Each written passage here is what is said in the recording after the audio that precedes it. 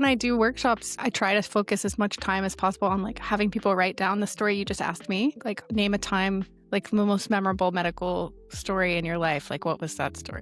And tell it to someone else. Like that practice of it trains your brain to think in empathy, and it trains your brain to think in stories, which is how we convince people, right? Stories are retained 22 times longer than facts. Stories are like the first barrier to entry for me to be open enough to change my mind. And the truth is, facts cannot change someone's mind. Only a good story does that. So then it's backed up by facts. Wrapping a good story around facts and then making sure that the facts also back that up. Hey everyone, today on Bluestock Talk, our guest is Cameron Kitt.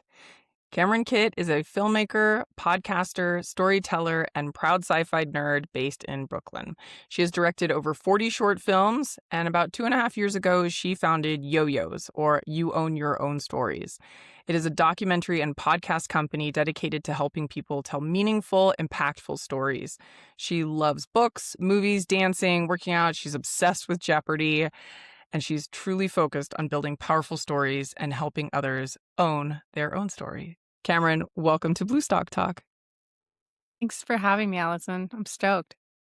So stoked. And I have to say, I was totally impressed with you when I first met you at AdvaMed. I saw you present and I read about your bio and I was like, I need to meet her. Like, this is a sign from the MedTech heavens that I need to meet this person because what you're working on, the amazing platform that you've built, and also what you talked about at AdvaMed was fantastic. I hope you keep giving more talks about storytelling. So thank you so much. Yeah. So I felt the same way when you got up and spoke and you asked a question, and I felt we're partners in crime. We have kind of the same goals.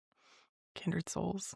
So let's go. I wanted to get a little bit of your origin story because that was what I first read about you and what I was like totally excited to learn more about. And so let's talk about Yo-Yos and You Own Your Own Stories, and tell me a little bit about where it came from and where it's gone over the past 3 years and where you would like to see it go. Thanks. Yeah, Yo-Yos is a documentary and podcast storytelling company, and the origin story is my past company that I ran called Whiteboard Geeks, which was an animation. They're still around and they're doing great, but coming from animation and all the things you can do, MedTech became our main focus at that company, like using analogies to explain science. What would come up often was where you needed to really film the patient. And I'm a filmmaker. I make my own sci-fi films. I make documentaries. I have my own work. And I've been making films since I was, in school. It's my passion. And it actually hit me in the shower. It's so cliche. It hit me in the shower. I was like, what if I took my documentary skills to the world that I had already been serving? And my boss is very supportive because he knows that's what drives me. And so my angle, the thing that really surprised me though, was that one of the kind of niche differentiators for me was film festival strategy of actually taking short films about patients with diseases and disorders and issues and like making films about them, not about products, and sending that to film festivals. And, I still do a lot of storytelling that is just kind of like, here's how this thing works and here's how you use it, or here's the doctor. But I found a niche that I really love. And since then, we've built out, like you said, podcast. I think it's going well. I think I had an existing relationship with people in the industry, and that really helped. And so far, we're killing it. You are killing it in a good way. Maybe there needs to be We're living it. Yeah, actually, my daughter hates the term to kill, like when you're drinking like juice, and she's like, we'll be like, oh, let's kill the bottle of juice, and she's like, no, that's too violent. So instead, in our family, we say, let's celebrate the bottle of juice. Let's celebrate the Brussels sprouts. I know, exactly. Let's destroy this presentation, right? Like everything is like about crush it. Yeah, no. What if it was to? I literally can't think of things that aren't murder and killing. I don't know. We'll say you are yeah. I think we'll come up with thriving. Something. Yeah, thriving. It is thriving, flourishing, thriving. Based on what you said with your trajectory with Yo-Yos, and really you're in the business of helping people own their stories. Where do you see storytelling really fitting into medtech and healthcare innovation? Because I know those are both things that we're very passionate about. Mm. Yeah, well, it's everywhere. It's every meeting. It's if you work in, quality control, you have to be you have to know storytelling to, approve budget and get changes and talk to your boss. It's a life skill. So on the one hand, it's most importantly, in my perspective, it's how are the companies communicating to the patients and providers most of the time? Like, what are we getting across? That's where the work I'm doing is coming in. But yeah, I think the storytelling of the perspective of the patient is the big that's where you and I really came in, is that there's this kind of new wave of recognition that the voice of the patient can save you millions of dollars early on, midway, and later, and showing that you are truly committed to the voice of the patient. I have personal experiences with recognizing my own bias and, like, interest in shaping the story my way, and I think that's where I see it the most is portraying the true lived experiences of patients who are experiencing health issues that need to be solved, and ideally also how their life is better now that they have access to an innovation. No, absolutely. I think that's some of the larger medtech companies will even bring patients in to tell their story in front of their employees because oftentimes the employees feel so removed from the patients that their tech is helping.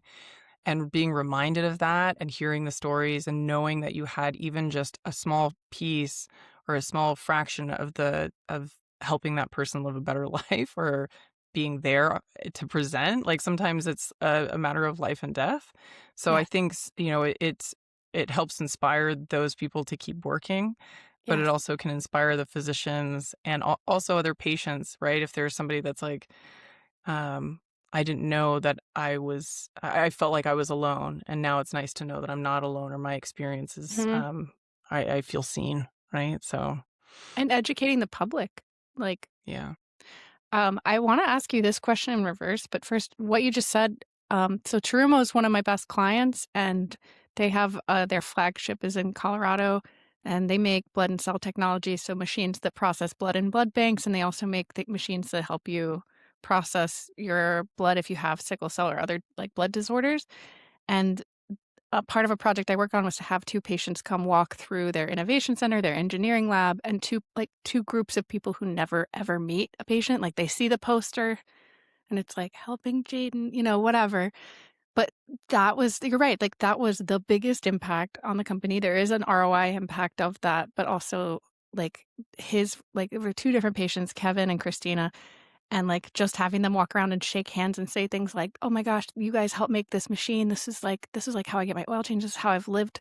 Like, yeah, like, it's like people are crying, people are connected back to why they do this because, these jobs are hard. Those are some of the most powerful uses, and I often find, like, the internal impact of the story is the biggest one, you know? Yeah, and I you posted something recently that I loved where you said, um, that sometimes the biggest consumer of a company's podcast is the folks that work at the company, Yeah. right? Because it's like a way that they get to learn what the rest of the company is doing, but also hearing about what are their technologies actually doing once they get out into the wild. Amen. So, Yeah. what do you think, Allison? What do you think is the role of storytelling in medtech innovation? I think I go back to my FDA days when I was a reviewer, and I realized a lot of companies sort of didn't have a great story. They had a great story, but they weren't able to describe the device clearly. I couldn't understand the patient population. There'd be something that I was like, I'm missing something. And I realized the way that we tell stories, even just like bedtime stories or stories to our friends or, recounting something that happened last week to somebody, there's so much creativity in it. There's a lot of color. There's a clean path to explain those things to somebody else. And unfortunately, I just felt like a lot of med tech companies miss that. It's almost like they take that hat off when they start trying to explain their technology because they think, well, these are scientists or these are regulators. They should just get it. Right. And I Yeah. think you can't make those assumptions. Or a lot of med tech folks would be like, they're in the thick of it. They have such a heightened focus on what they're doing day in and day out that they forget that, like, oh, not everybody is in the lab with me every day running the blood test. I might need to, not like calling the listener or the person you're telling the story to stupid, right? They're very intelligent, but don't assume that they know everything about your tech before before you launch and, and just start asking questions, right? So I think um, that's where I feel like storytelling is so important. And then I've seen it expand from there to be like, how do we launch and get to market? You made it through FDA, but how do you actually get the story then to the patients and the care, healthcare providers or, caretakers that need to know that this technology is available? Yeah, Yeah, that's the number of times I've heard people say like, "Oh, technical and like medical audiences don't want storytelling or they don't want something that's like emotional." I'm like, What? They're human. Do you think they're not on Instagram or Facebook? Like everyone relates first through emotion and then through facts. Like we don't start at the prefrontal cortex when we're like taking information in. It has to pass through all of these gates. And it's interesting when you're like, I didn't know that at the FDA that like, let's say like you have a heart stent company that's getting a stent approved. They You would be like on their website, let's say they're like a startup and they just like wouldn't have a story that explained what this thing did. Is that what you're saying? Like how it's yeah, impacted a patient? It would just be like, "Oh, we help" I don't know. yeah. Well, Prevent heart I always go back to the infomercial. Like weirdly, infomercials tell a very clear story in a very small period of time. And it's, are you falling off the ladder all the time? And I, and then so then you have a B-roll of like people falling off ladders left and right, and then like rubbing their back and there's sparks coming out of their back.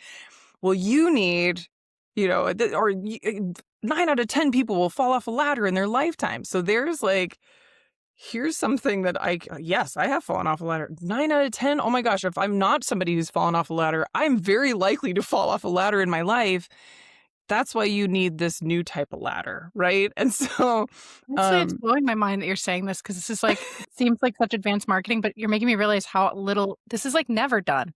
No one ever makes it this easy. We're always making it more obtuse and and more oblique. infomercials only have like 60 seconds of your attention, Yeah, and right? they're like, Or they're gonna like, then it's the hook "This to is a have you watch problem. the 5 hours. Yeah. We're gonna solve it for you." Yeah, I mean, more you're really blowing my mind that more of my work and the work of my clients needs to be like that. Because It's like, what am I gonna get? Yeah. And um, so this sounds terrible, but I do tell some clients, I'm like, we need to kind of infomercial this to FDA because we only have this much time with the agency. And so they need to know who's the patient population that we're going after. What's the current, either like what's going on currently in the US or what's the trajectory? Like by 2030, this is actually going to balloon and be a bigger issue. Let's, think about the technologies that we could have to help these people. By the way, here's something that we've invented. And it's so clean when it works really well. to paint the But picture very clearly of the need and how you're solving that need and how what the outcome will be. yeah, it's like the elevator pitch for I FDA. don't ever see those done because once you get to the level of like a J&J or a Stryker, you're really only creating like these super high level videos where people are saying jargon, Yeah. right? And Yeah. like you're too good for that. Yeah. So, yeah, both this is one way where I think startups can outperform the bigger companies is to just be unashamed about making a video that's extremely clear. Yeah. And I can make that video. No, but like you can do that yourself. And that's why But you like should they hire could do that themselves, right? Like it shouldn't be that hard. I do think sometimes when you create a video that looks bad, it can hurt your brand probably. But if you're at the level of getting approved by the FDA, I think clarity is most important, right? Yeah. Huh. Yes. Well, and I think of storytelling of there was the story about the ring. There was like a halftime Super Bowl halftime commercial or something that was about uh finding a lost dog, and it freaked everybody out, right? Because everyone was like, "Whoa, if our ring is like if they're all talking to each other." It was very, Big Brother-ish and kind of, so you have to be also very careful of like who is your audience, Yes. and is the is there going to be, I don't know, a reaction that you didn't anticipate, right? So, um, with the ad so there's a lot of stories out there, right? I feel like, humans have been around for a while, and so stories are passed down from generation to generation, and now with the internet and social media, there's just a lot out there. So and with the advent of AI, I feel like there's just a ton of stuff coming at us all the time that we have to process and think about.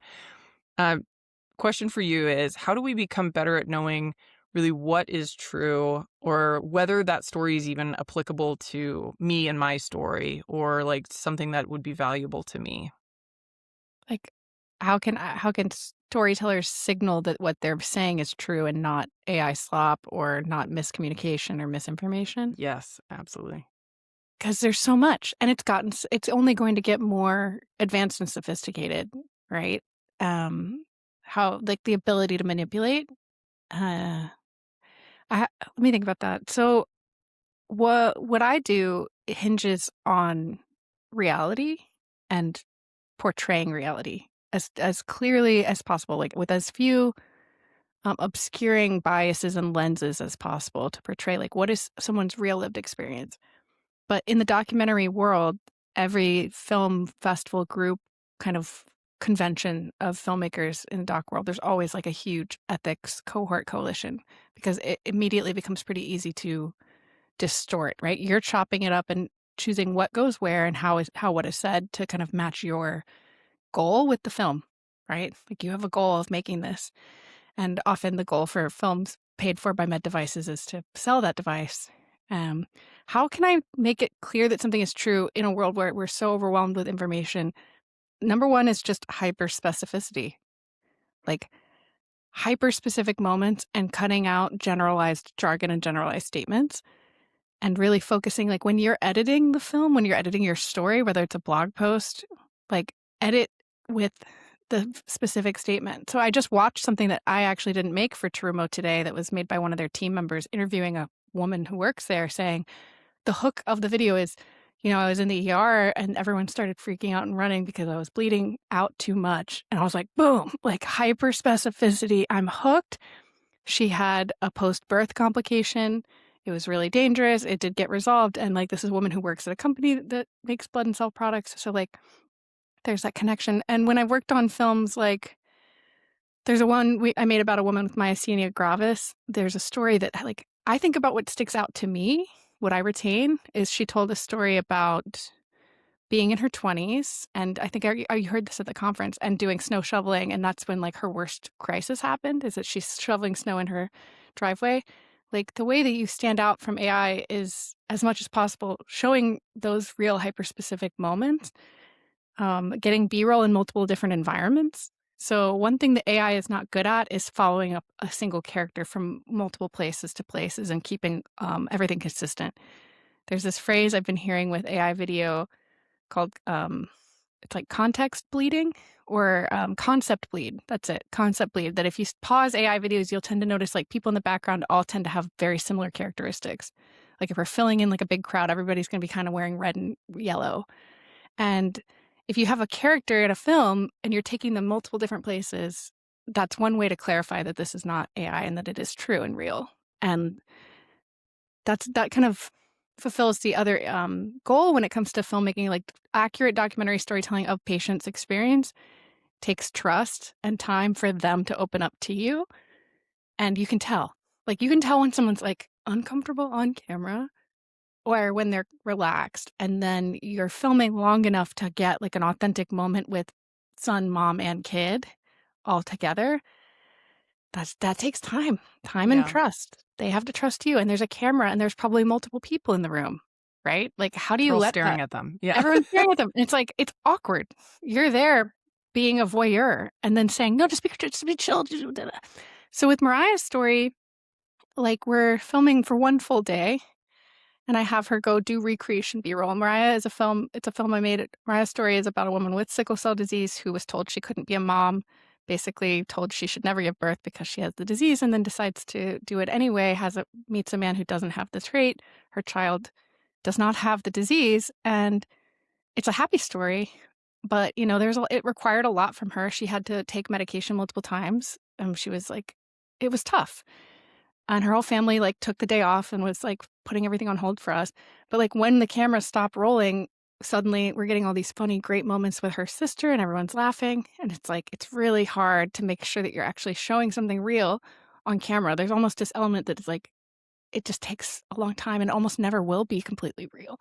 But those are the things I would say is, like, hyper specific moments about real people, are one way you can start to know it's true is, like, time, date, weather, feeling, emotion, color, and showing people in different places. And yeah, like the time that it takes to build trust so that you can actually let those moments unfold. All of this is the opposite of kind of the move towards AI. AI is like, how can I get a quick fix Yeah. and just pop this out here? But, you know, real truth telling or real truth portraying takes a lot of effort. And I think there's going to be, because you're right, things are moving so quickly and it's so easy to just create something that's generated by AI. I don't think we can ignore that. I don't think we should, but I do think there will be so much more value and maybe more, what's the word I'm looking for? Like, people will be sort of gravitate more towards those real authentic stories, right? We hear a lot about authenticity and like just be your best self, and like people love that more.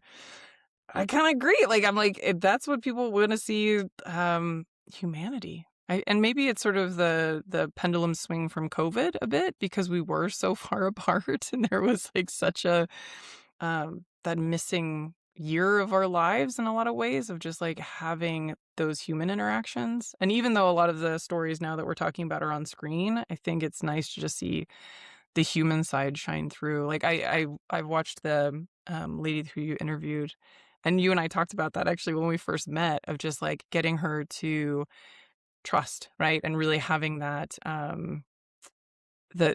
also letting her tell her story, right? You said that, Yeah, that was I a think a big lot of thing. people are like, "You're sick, and so we're gonna portray you as sick," and it's like, "No, I'm living with this," or yeah, The this way isn't she something that portrays her life defines me." on social media is, like, all the good stuff I'm doing.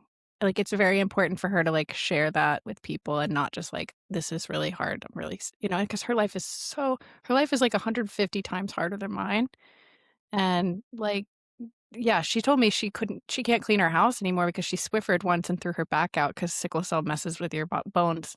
Like, so many activities are off limits to her, she has to go into the hospital all the time for pain crises. It makes being a mom hard.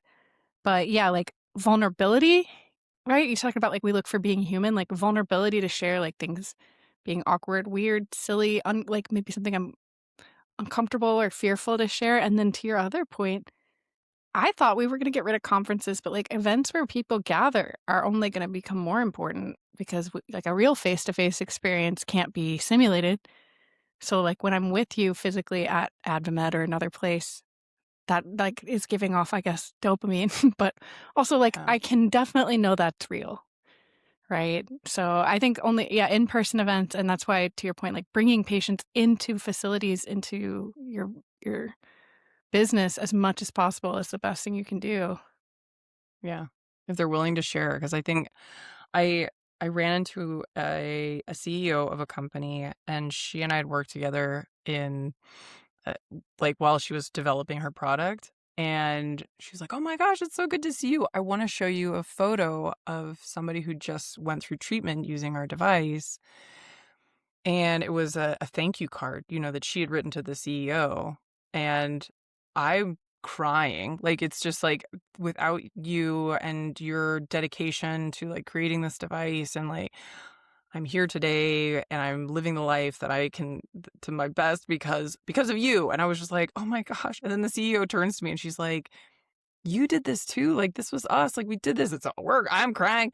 And then I said, "Can I share this with, FDA?" Because FDA was a stakeholder, and I was like, "I really want them to know that what they've helped get through, and, they asked hard questions, but they're part of the story too." So it's the person telling the story, but we're all kind of part of the story, not to be like, "Oh, it's yeah, look at us, we're so amazing," but it is if we feel like we can, that we helped in some way. I don't know, there's such, like, gratitude and, joy in those moments that just I feel like those are the things that really make me feel like, "Oh, I'm doing something good in the world," you Yeah. know? It's the antidote to burnout. Yeah. It's like a sense of purpose in all the hard work you do, and especially that's why I love what you do with Bluestocking is, like, thanking the thankless job people, right? Like, thanking those who never get thanked and, like, remembering those who don't get remembered, and I think there is an analogy here in that, in the film world, we ascribe everything in a film to the director, and that's, like, the last stage, but, like, no, it's never that like, it's everybody on the film. It's, like, the Yeah. pre-production, it's the scriptwriter, it's, like, the people who do costume, it's everything, and so, like, yeah, everybody is a part of that story. It's good that you're thanking everyone. Well, uh, I actually love staying through the entire credits of movies. Maybe Yes, I'm like, it's life. because, A, there might be an Easter egg at the end, Yeah. which and if there's not, that's okay. But B, I even when I'm watching movies with my kids, I'm just like, "Look at all the people that, like, they had to all come together." This is not, sometimes movies are just 5 actors and, so yes, there's that piece, but there's the people who cast them. There's the best key grip or whatever. Yep. There's so many And there's people the that are horse important. wrangler, and then there's the Yes. assistant to the horse wrangler, and there's the catering There's the team, person who there's do the snacks. like Yeah, I was yeah, gonna the say B team. snacks are very But, important. like, yeah, this is if you take nothing else away from this podcast, it's always click watch credits when you're Yes. on Netflix. Like, my boyfriend always says, "Next episode," and I'm like, "No." First of all, we listen to the music, we wait, and we honor those who served to make this film. It's the least we can do. So you and I let's pivot a little because you and I were talking about, one of the things that you created that I love, and you called it the breakdown. Can you tell us a little bit Yes. more about that? So my head of strategy, Arashi, and I, we have a lot of conversations. So this is somebody I work really closely with. She comes up with a lot of ideas and strategy for our company, and we watch films from this industry. We watch other MedTech videos. We watch the stuff. The first one we did a breakdown on was a video about the importance of nursing by J&J, and we watched. It was only like 90-second video, but we had like 22 minutes of discussion. But we were having conversations about things like, I wonder why they chose that push in. I wonder why they chose to light it this way. Like, how many people do you think worked on just asking questions and kind of spitballing what we thought. And so we started doing that and actually like drawing on the screen and saying like, okay, so they put light. This is like a 20-point light setup. Look at this. And they like, oh, well, they also filmed in the Philippines. Do we think like how much money do you think this video cost? Kind of saying stuff that I would want to know and not I don't have any proof or backup for this. It's just our opinions, but that's actually the YouTube content I watch the most is like people doing special effects breakdowns for movies and just like reacting to how things were made. So it's really fun. And yeah, we're like recording one every 2 weeks and we'll start posting them soon. But what would you want to I'm know as so excited like, to what yeah. what would you be interested to know if you're watching someone break down a video? Like, what are the things you wish somebody would, like, explain better?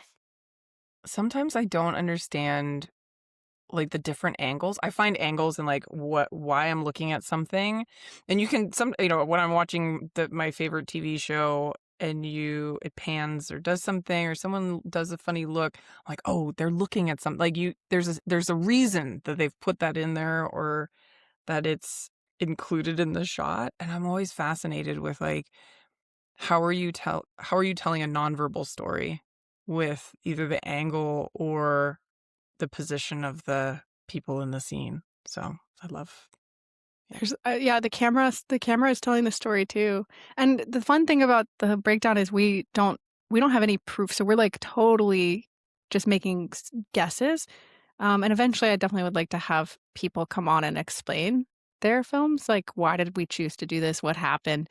Because one of them we watched wasn't for medical, it was for tech, it was for Intel, and they were interviewing, like, engineers, and these engineers were so well spoken, and so we, like, stopped and we were like, "How is that possible?" Like, I was like, "Wait, wait, wait, wait, wait."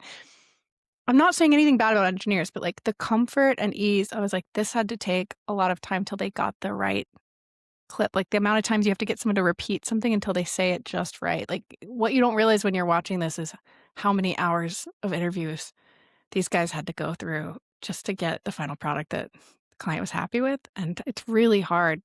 And I say this as somebody who, like, also freezes on camera and thinks it's easy up until the moment that the red light comes on and has taken acting classes and been humbled.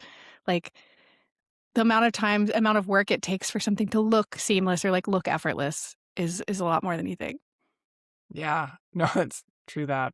There are times when I'm like, "Oh, yeah, I'll give a talk. That's not a problem." And then I get up there and I'm like, "Oh my gosh, there's a lot of people here and they're gonna like, that's terrifying." And this is like a one I only get one shot to do this correctly. So, Yeah. But up I until love you're on the that. stage, you're like, "I got this. There's literally not an issue." Yeah. Okay, great. Yeah. Like, everyone's like I always love people that post are like, "I'm so thrilled to be presenting at this thing." And most of the time I'm like, "I am terrified." Maybe That would be a great new wave on LinkedIn is to be like, "I'm terrified, scared, and alone to be presenting at this conference." naked and alone. Yeah. 'Cause we always say what are the it's like the 3 things is like honored, grateful, like overwhelmed, overjoyed, Humbled. right? There's Yeah, only like thrilled. There's like thrill. thrilled. I'm honored and thrilled, always. I'm honored and thrilled to be speaking at this conference. I would love to be like, let's be vulnerable enough to be like, I'm scared shitless to speak at this conference. That's what I I'm gonna felt when try the it. one where you and I met. I was like, I'm gonna be on stage with FTA. Like they're gonna I'm like, "What I'm gonna say something wrong," or like So, like, that kind of vulnerability would be awesome. And I do think that gets as we both are people who, like, post on LinkedIn or, like, trying to Mhm. be are visible on that page and that site is, like I've seen a big move towards the, like, building in public and vulnerability being a way to gain trust as a kind of creator, and I love seeing that. Like, that's a really cool thing that I do think Instagram and TikTok culture has brought is, like, in a culture where everything is very much I don't know. I have a lot of friends say stuff like, "Well, it glazed. looks What like is you're it? really" Like, yeah. yeah, "you look like you're really killing it," and I wanna just be like, "It's all lies." Like I don't know what I'm doing at all.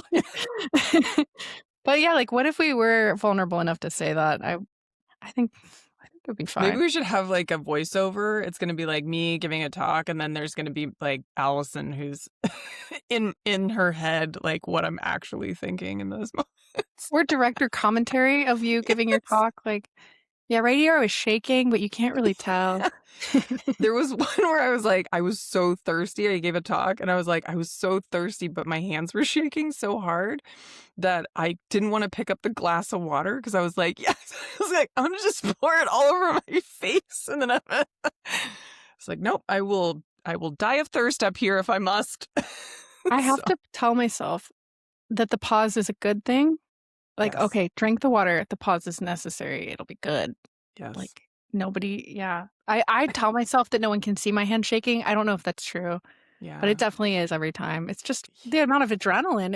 I don't care how many talks you've given. If you're in front of more than, like, 100 people, you're in fight or flight. Yeah. Yeah. Or freeze. I'm like, I I, actually, I only drink water bottles now with, like because I'm like, I can grip it with both hands, and I don't have to, like, dump it on my face. That Yeah. is yeah. There's something like, this is I don't know, undignified. Yeah. And Oh, that's amazing. I ask this of every single person who comes on here, and I gave you a heads up that I'd ask you this, but can you walk me through a time when a medical device or technology genuinely changed your life or the life of someone that was close to you? So, external colostomy bag, so you can travel, those are very unfun and unsexy, right? Like, to have a bag that you can have some kind of system. If you've had a surgery that makes it so that you can't expel waste in the normal way, and I actually met somebody at the MedTech conference that I've not worked with. They have a company called Luminoa that's for like I don't know how to say it, like food tubes. If you're Yeah. the person who can't like be fed normally, and how to make that, like, sexy and fun and, like, accessible and not something that, like, you're trapped, right? So they're, like, taking it off the pole. But my growing up, I don't know if you have people in your life like this where it's, like, your uncle, but they're a family friend, they're our neighbor. So the Gosens and the father I won't name his first name just for, like, privacy's sake. Yeah, he had, um, colon cancer and now has to have a colostomy bag. And like watching, he's so open about it. And he had it from a certain brand that I also won't say, that he was like raving about because he's a hiker.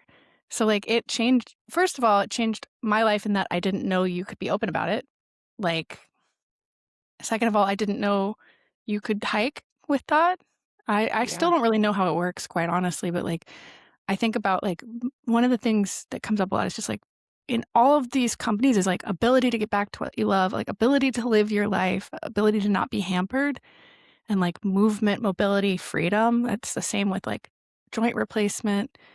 And so many things, but like that one for him was like quality of life was like either up or down if he could go out and do his thing. Like he's a very active, talkative guy.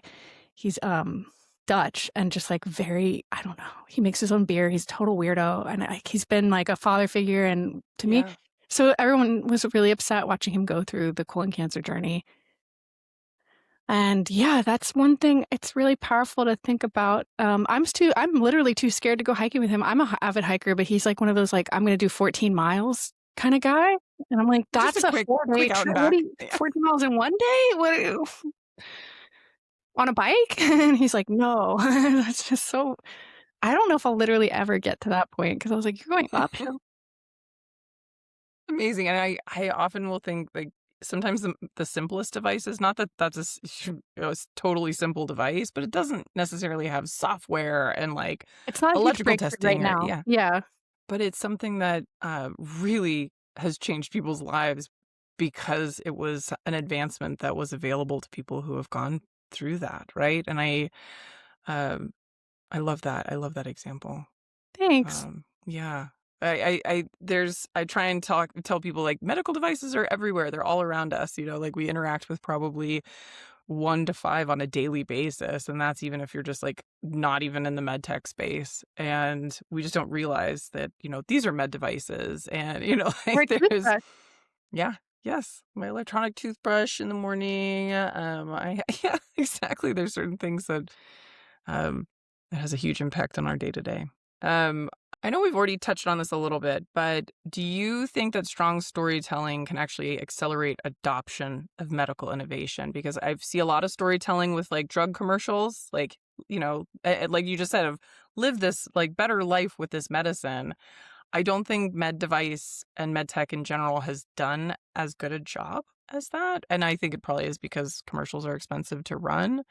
But if it can get people talking to one another, do you think that could actually help expand getting these devices into hands of people that need them? Yes. Moving on then. Yes. No, like for real, like I'm just kidding.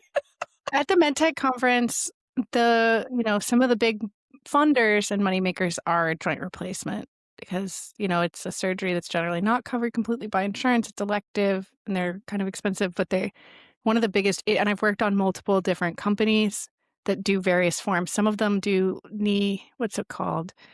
Knee saving, where instead of replacing your whole knee, they pull some of your like joint and tissue up over your knee. Like there's still surgeries like that, right? Yeah. But those all hinge on showing the person being active and living their life and living before and after in a way that they couldn't. And like, yeah, those are the ones that are succeeding, the ones that actually can pay for these big corporate like advertising packages. But on the smaller scale, in order to overcome hesitancy, I need to see how this is going to pay off for me.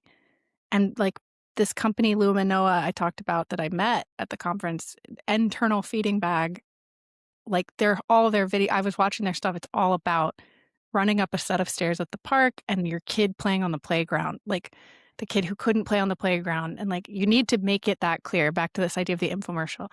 It needs to literally be like, you will soon be able to this. One of the videos I worked on that's about joint replacement, the main guy we interviewed said, part of the reason I finally gave in and got it is because I like to go out and dance with my girlfriend on the weekends. And I literally couldn't dance with her. And I was sitting in my chair and I felt like I was in timeout as an adult.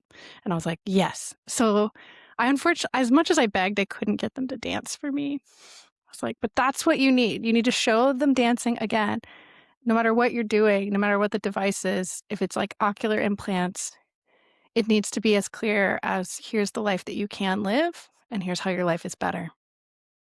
I love that. And yeah, really being able to have the person who's listening to the story sort of be able to put themselves into that person's shoes, or really understand what if I may never have myasthenia gravis, I hope I do not, but understanding what that person's going through or trying to relate in some way. I think it also helps us be more empathetic, and better humans. Cameron, thank you so much. Oh my gosh, you're the best.